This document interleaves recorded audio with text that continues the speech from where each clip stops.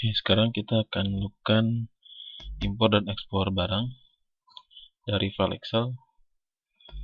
Pertama kita masuk ke tombol di laporan, ada laporan barang.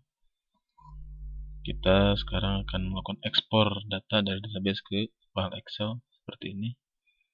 Exporting to Excel, hasilnya seperti ini.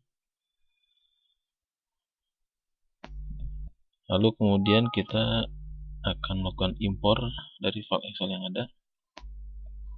Formatnya seperti ini. Ya, contohnya seperti ini.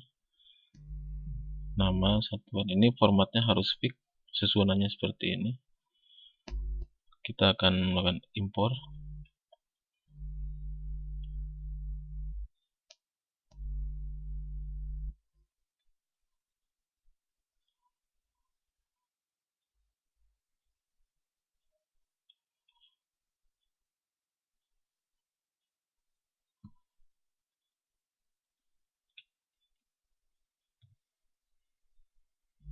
Ya, impor master barang.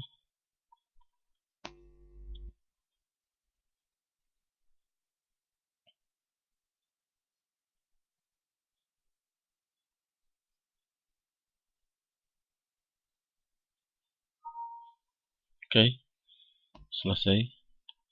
Kita lihat sekarang kita sudah mengimpor barang tadi. Terima kasih.